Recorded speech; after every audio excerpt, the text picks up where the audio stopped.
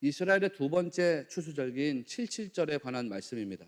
태양력으로는 6월 달에 밀추수를 다 끝내고 하나님께 드리는 절기. 엄밀하게 말하면 밀추수를 시작하면서 드리는 절기라고 할 수 있겠죠. 그래서 우리가 드리는 맥주 감사절하고 절기가 비슷합니다. 우리 6월 달에 보리 추수하고 7월에 맥주절 지내는 것처럼 이 사람들 6월 달에 밀 추수하고 그 추수에 감사하는 절기를 하나님께 드린단 말이에요. 다만 우리가 드리는 맥주절의 의미는 첫 추수에 대해서 하나님께 감사한다는 의미가 더 강합니다. 더 강합니다. 레위기 23장 9절부터 14절까지가 이제 초실절에 관한 규례라고 했습니다. 추수한 첫 열매를 하나님께 드리는 절기입니다. 이스라엘 백성들이 추수한 첫 열매를 하나님께 먼저 드립니다. 하나님께 열매를 먼저 드리기 전에는 절대로 자기들이 추수한 걸 먹지 않습니다. 이유가 뭐냐? 내가 먼저 하나님보다 먹는다라고 하는 것은 이 음식물, 이 곡식의 소유권자가 나다라고 하는 증거이기 때문입니다. 그런데 이 곡식의 소유권자는 누구냐면 하나님이라는 거거든요. 그래서 하나님께 먼저 드립니다. 자기가 먼저 먹지 않고 하나님께 먼저 드립니다. 하나님이 곡식의 소유권자가 하나님입니다. 또 한편으로 보면 이 곡식에 생명 주신 분이 누구냐면 하나님이라는 거거든요. 씨앗이 땅에 떨어져서 싹이 나고 열매되게 한 게 하나님입니다. 생명 주신 분 하나님입니다. 그러니까 두 가지 의미죠. 하나는 주권의 의미고 하나는 생명 주신 자의 의미입니다. 하나님이 모든 곡식의 주권자시고 하나님께서 모든 생명의 주인 되십니다. 그래서 하나님께 먼저 드립니다. 그리고 하나님께 먼저 드리고 난 다음에 그리고 나서 이 사람들이 음식을 먹습니다. 첫 열매를 바치면서 하나님 주권 인정하고 생명이 하나님으로부터 온다는 사실을 인정합니다. 고백합니다. 두 번째 추수절기인 칠칠절에도 마찬가지입니다. 앞서 이제 출애굽기 34장 22절에서 칠칠절 말씀을 보면 칠칠절 곧 맥추의 초실절 이렇게 돼 있단 말이에요. 그래서 헷갈리거든요. 번역이 잘못됐단 말이에요. 이 맥추의 초실절이 아니라 사실은 밀추수의 초실절이라는 거죠. 이거는 레위기 23장 9절 이하에 나오는 초실절하고는 다른 초실절입니다. 그러니까 엄밀하게 말하면 밀추수할 때도 똑같이 초실절에 보리 추수해서 첫 열매를 드리는 것처럼 밀추수하고 나서도 첫 열매를 하나님께 드려라, 뭐 그런 뜻이란 말이에요. 삐쿠레 처음 열매 이거 하나님한테 드리라는 겁니다. 밀추수해서 처음 익은 열매를 하나님께 드려라. 이 말씀을 하나님 앞에서 이스라엘 백성들이 받은 때가 언제냐? 이 말씀을 받은 때가 가나안에서 농사 지으면서 받은 말씀이 아니죠. 이 말씀이 레위기에 나오는 말씀 아닙니까? 레위기에서 나오는 말씀이라고 하는 것은 이 말씀이 시내산에서 받았다라는 뜻입니다. 이스라엘 백성들이 시내산에서 받았습니다. 아직 자기들한테 땅도 없어요. 자기들이 농사지을 씨앗을 가지고 있는 것도 아닙니다. 그런데 하나님이 그 사람들한테 이야기를 하는 거예요. 이 사람들의 인생이 430년 동안 애굽에서 살았습니다. 그것도 400년은 노예처럼 살았습니다. 아니 노예로 살았죠 거의. 그렇게 살았던 사람들입니다. 땅도 없고 씨앗도 없습니다. 그런데 그런 사람들한테 하나님 말씀하시는 거예요. 내가 너희들한테 땅을 주겠어. 내가 너희들한테 씨앗을 뿌리게 해주고 그 열매 나게 해주고 그 열매 추수해서 먹게 해줄 거야. 그 얘기를 한 거란 말이에요. 그 말을 시내산에서 이 사람들이 들을 때에 마음이 어땠겠어요? 막 심장이 벌렁벌렁 했겠죠. 이 사람들의 마음이 다 그거예요. 그렇게 할 건데 그거 누구 은혜인지 알겠냐? 그걸 물으시는 거죠. 그거 누구 은혜라는 거예요? 그게 누구 은혜라는 거예요? 하나님 은혜라는 거예요. 하나님 은혜. 그러니까 이미 마음은 감사해요. 이 말씀을 받을 때 이미 감사합니다. 아직 열매를 얻은 게 아닙니다. 열매 얻지 않았지만 열매에 대한 꿈을 꾸는 거죠. 꿈을 꾸는 거. 그러니까 감사한 거예요. 하나님께서 실제로 이스라엘 백성들이 시내산에서 출발하고 난 다음에 40년을 광야에서 돌리시잖아요. 광야 생활을 40년 합니다. 그리고 나서 가나안 땅에 들어가서 비로소 농사를 짓게 됩니다. 그거 계속 생각하라는 거죠. 야, 이렇게 너네들 아무것도 없는 근본이 없는 사람들인데 그런 사람들한테 땅을 주고 씨앗을 주고 열매를 주고 추수하게 하고 먹게 하고 하는 거 이거 다 누구 때문이냐? 하나님 때문이라는 거죠. 은혜라는 거죠. 감사하라는 거죠. 그 감사를 생각하면서 감사의 절기를 지키라는 겁니다. 그러면서 감사의 절기를 지키는 구체적인 제사법을 이야기한단 말이에요. 16절 말씀에 보면 소제를 드리라 이렇게 말합니다. 17절에서는 요제로 드려라 이렇게 그럽니다. 18절에서는 소제와 전제제물을 함께 드려라 이렇게 말합니다. 그리고 나서 그 뒤에 보면은 번제로 드려라 이런 말도 나오고 19절 가서 보면 속죄제를 드려라 화목제를 드려라 이렇게 말씀합니다. 20절에서는 첫 이삭의 떡과 화목제로 드린 어린 양을 요제로 삼으라. 뭐 이런 말들이 나옵니다. 아니 뭐 이렇게 복잡한 말들이 많이 나오는 것 같단 말이에요. 요제도 나오고 화목제도 나오고 소제도 나오고 속죄제, 화목제, 번제, 전제도 나오고 이게 도대체 무슨 말을 하시는 건가? 근데 여러분 여기 나오는 이 제사의 패턴만 이해해도 신앙생활의 핵심을 우리가 다 깨닫게 됩니다. 레위기는 이 말씀을 알면 알수록 굉장히 우리에게 신비를 주고 기쁨을 주는 말씀이라고 했습니다. 트리니티 공부할 때 이야기했지만 성경은 공부하면서 읽어야 돼요. 그래야지 하나님이 여러분에게 더 영적인 지혜를 깨닫게 하시거든요. 자, 제가 제사의 방식을 이야기했는데 이 제사의 방식과 패턴에 신앙생활의 핵심이 다 담겨져 있습니다. 소제는 앞서 설명했습니다. 곡식을 갈아서 하나님께 드리는 거다. 소제는 고운 가루로 드리는 제사입니다. 고운 가루가 된다는 것은 전제가 있잖아요. 고운 가루가 된다는 것은 잘려지고 썰어지고 갈아지고 이런 전제가 있습니다. 성도란 곡식이 잘려지고 썰어지고 갈아지는 것처럼 하나님 앞에 자아가 잘라지고 썰어지고 갈아져야 된다. 그런 것입니다. 그런 연단의 과정을 통과해야 합니다. 하나님께 드려지는 제사, 그 제사는 어떤 마음으로 나가야 되는 것이냐? 자아가 살아서는 나갈 수가 없다는 겁니다. 내 자아가 살아있는 채로 하나님께 나갈 수가 없습니다. 하나님께 드려지는 제사는 내 자아가 곡식처럼 잘라지고 썰어지고 갈려져야 되는 것입니다. 고운 가루처럼 자기가 완전히 죽어진 상태를 의미하는 거고 자기의 율법적 자아가 완전히 포기된 상태를 이야기하는 것입니다. 그렇게 될 때에 하나님께 내가 제사하는 자로 나갈 수 있다는 거거든요. 여러분이 지금 예배하고 있지 않습니까? 여러분이 예배한다는 게 뭐예요? 하나님 앞에 엎드리는 거죠. 하나님께 자기를 드리는 것입니다. 그러니까 여러분, 제가 여러분 예배할 때마다 이 태도를 중요하게 이야기하잖아요. 태도. 하나님께 내가 나를 드리는 자리인데 올바른 태도와 자세로 나를 드려야 하잖아요. 그렇지 않습니까? 뭔가 삐딱한 자세로 나를 드리는 거 하나님이 어떻게 기쁘게 받겠어요? 하나님 마음을 보시는데. 그래서 내가 여러분에게 여러 차례 이야기하지만 좀 기분 나쁠 수도 있지만 예배할 때는 자세가 중요합니다. 태도가 중요합니다. 그 얘기를 자꾸 하는 거 아니에요. 이 소제라고 하는 말이 히브리 말로는 미느하라고 하는 말인데 미느하는 그냥 선물이란 뜻이에요. 근데 이게 선물이 간단한 선물이 아니고 어떤 마음을 담아서 드리는 선물을 뜻하는데 어떤 마음이냐면 충성이나 경외, 감사 이런 걸 담아서 드리는 선물을 미느하라고 그래요. 여러분은 이제 선물을 많이 주고받은 경험들이 있잖아요. 예를 들면 남편이나 아내가 서로 주고받는 선물에는 사랑이 담겨 있겠죠. 사랑. 연인들 사이에 주고받는 선물에는 사랑이 담겨 있겠죠. 아닌가? 그런데 내가 존경한 어떤 사람, 어떤 선생님이라든지 존경하는 사람에게 선물 드릴 때가 있잖아요. 그 선물에는 충성심, 경외감, 감사하는 마음 이런 거를 담아가지고서 선물을 드리잖아요. 이런 게 미느하예요. 미느하. 그러니까 소제를 하나님께 드린다고 하는 거는 하나님께 충성과 경외감과 감사하는 마음을 담아서 드린다라고 하는 뜻이 있습니다. 내가 하나님께 충성심을 담아서 예물을 드리고 감사를 담아서 예물을 드리고 경외하는 마음을 담아서 예물을 드리는데요. 그렇게 예물을 드릴 때에 예물 드리는 사람이 어떻게 자기를 주장할 수가 있겠어요? 자기 주장할 수가 없지요.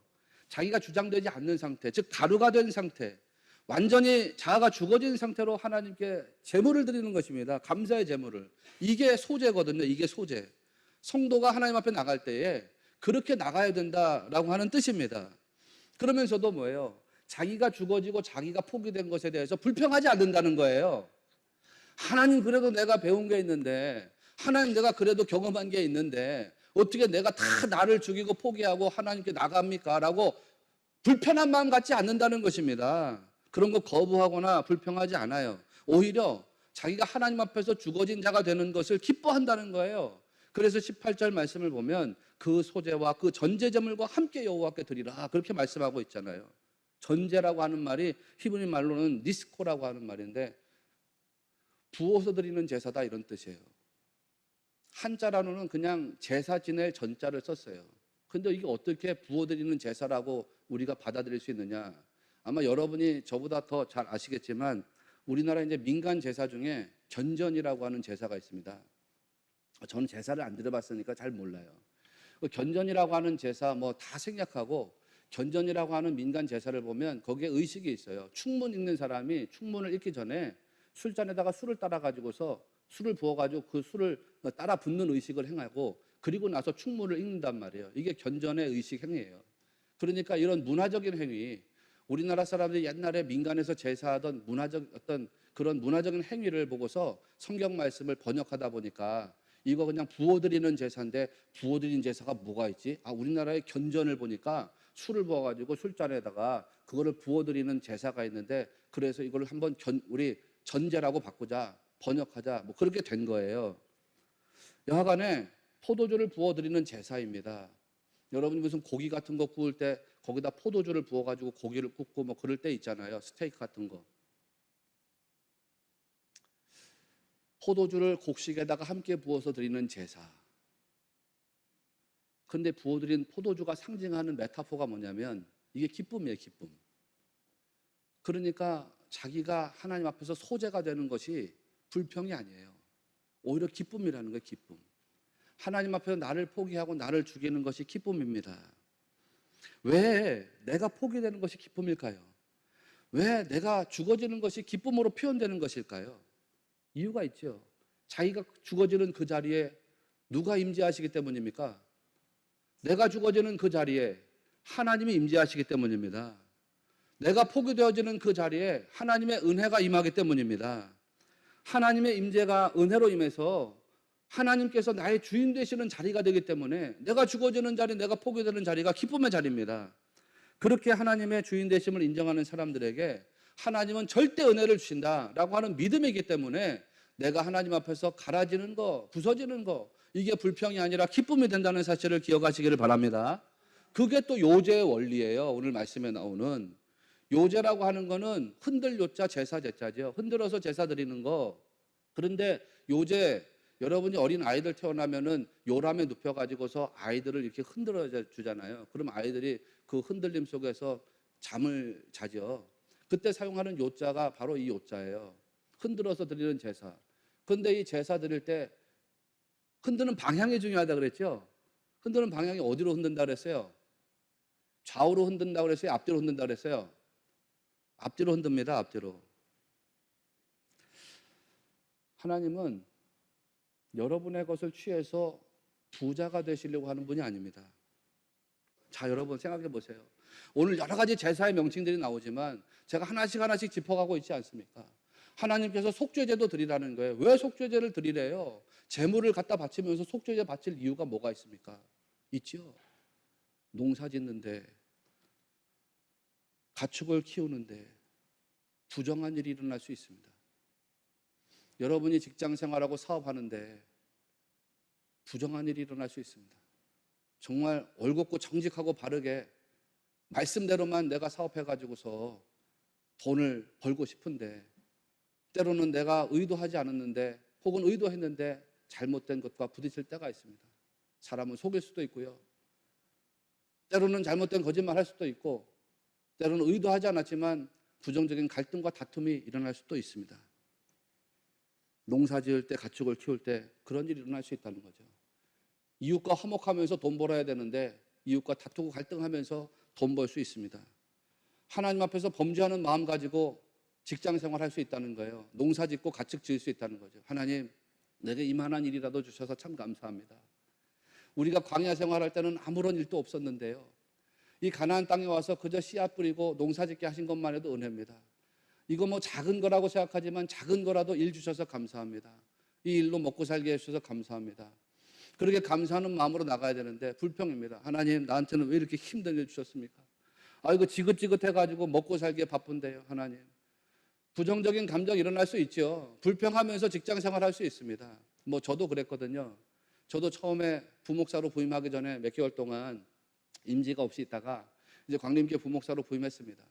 한 두세 달쯤 지났을 때 담임 목사님하고 식사를 하는데 저한테 물어보시더라고요. 황 목사님, 우리 여기서 부목사 생활하니까 어떻습니까? 그래서 제가 그랬습니다. 목사님, 구름 위를 걸어 다닌 것 같습니다. 너무 행복합니다. 어디를 가든지 간에 교인들과 교제하는 게 기쁘고요. 설교하는 게 기쁘고 어디 가도 다 내 자리 같고 내가 목양한다는 기쁨이 있다는 거 참 감사하고 하나님이 이만한 일이라도 맡겨주신 것 감사합니다.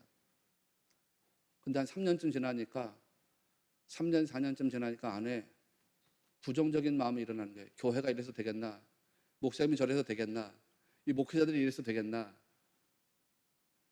여러분도 비슷한 경험 혹시 한 적 있습니까? 그럴 때가 있어요. 불평하고 원망하면서 어떤 일을 할 수 있습니다. 그런데 하나님은 은혜잖아요. 하나님은 은혜와 자비잖아요. 그럼에도 불구하고 하나님이 우리에게 추수의 열매를 주신다는 거 아닙니까? 이게 참 놀라운 거거든요. 내가 막 기쁘고 감사해야지만 추수의 열매를 주시는 게 아니라 불평하고 원망하면서 일하는데도 거기에서도 추수의 열매를 주시더라는 거예요. 그런데 그 추수의 열매를 돌이켜보니까 거기에는 부정한 나의 손때가 묻어 있어요. 그 추수의 열매를 돌아보니까 거기에는 부정한 나의 마음때가 묻어 있어요. 부정한 나의 손때, 부정한 나의 마음때가 묻어 있어요. 그래서 하나님이 속죄 제사를 함께 드리라는 거예요. 속죄하는 마음으로 제사를 드려라. 그러면 하나님께서 어떻게 한다는 거예요?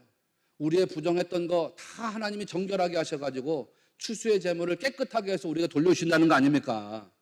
이웃이나 형제와 갈등하고 다투면서 너희들 제물 모은 거 있으면 화목제사를 드리라는 거예요. 화목제사 오늘 말씀 보니까 화목제를 통해 가지고 하나님이 이웃과 화목을 이루는 역사를 이웃과 화목하게 하는 결실 없게 한 그 열매로 돌려주신다는 거 아닙니까?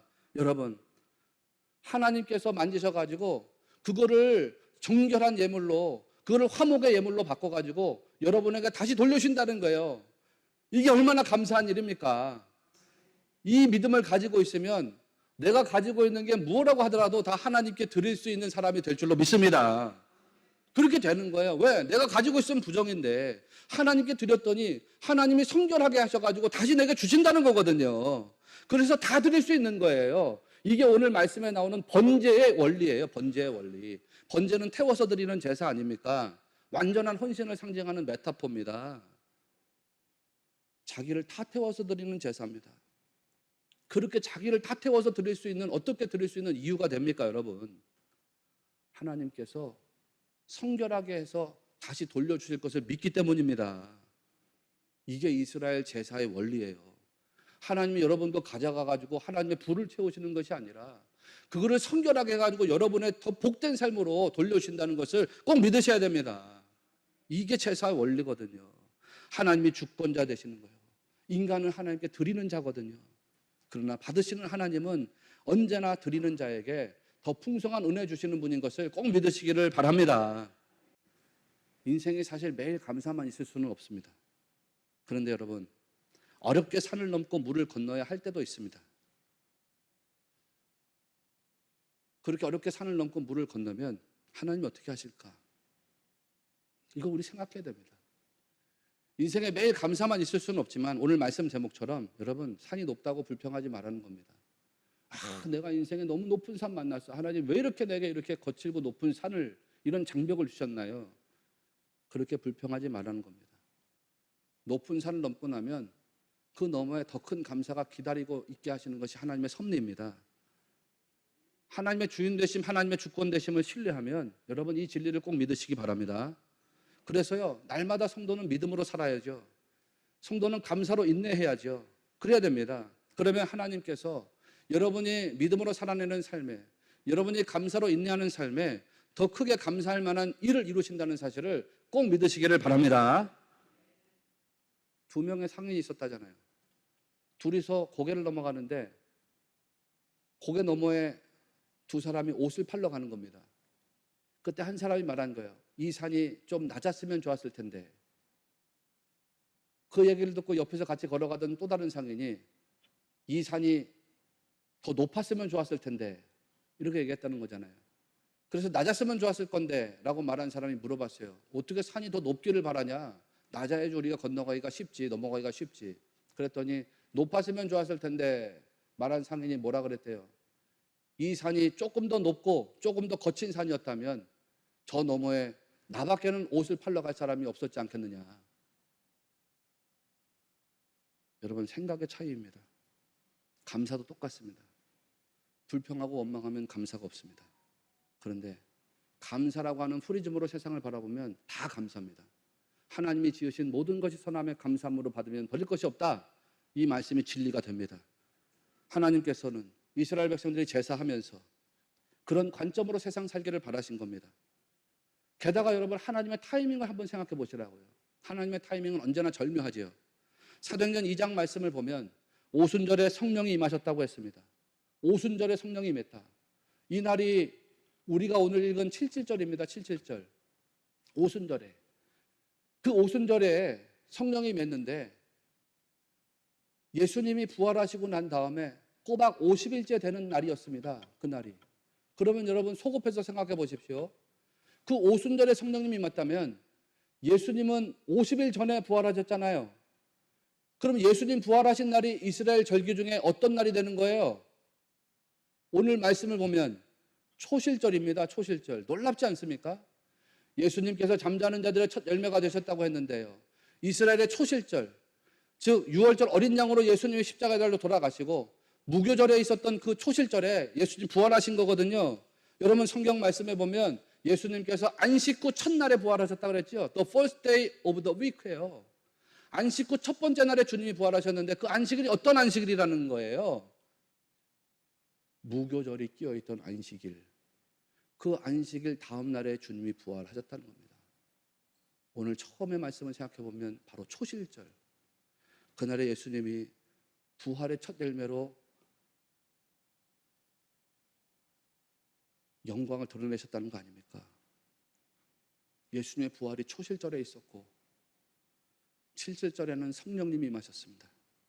이게 다 하나님의 섭리입니다. 그래서 구약을 알아야 돼요.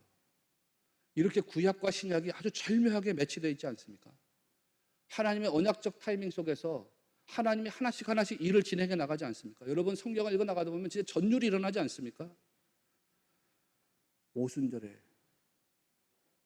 이스라엘의 구 역사에서는 어떤 일이 있었던가 기억하시죠? 출애굽기 19장 말씀을 보면 19장 1절에 이스라엘의 출애굽 이후에 3개월째에 시내산에 도착했다는 말씀이 나옵니다. 이때를 유대인들은 오순절로 봅니다. 오순절에 시내산에서 이스라엘 백성이 하나님과 언약을 체결했다 이렇게 봅니다. 이스라엘이라고 하는 나라가 오순절에 하나님 나라로서 시작되었다라고 하는 것입니다. 이게 구약입니다. 신약에서는요, 오순절에 성령님이 임하셔서 교회라고 하는 하나님의 나라가 시작되었다는 것입니다. 이게 하나님 섭리입니다. 여러분, 주님께서 이루어 나가시는 역사들 속에서의 모든 시간적 타이밍은 우리가 생각하는 것 이상으로 더욱더 완전하고 더욱더 아름답고 더욱더 신령한 때라는 것을 꼭 기억하시기를 바랍니다.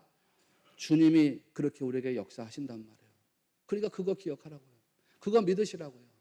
신앙으로 인생을 살아내고 감사로 인내하시라고요. 날마다 맥주절이 될 때마다 여러분 그런 기억을 가지시라고요. 하나님의 타이밍이 완전하고 하나님께서 역사하실 때가 그렇게 충만하시다.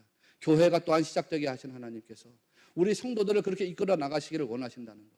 그래서 여러분 하나님의 섭리를 인정하면서 하나님의 주인 되심을 고백하면서 하나님의 주권을 언제나 인정하면서 살아가는 거룩한 성도들 되시기를 바랍니다.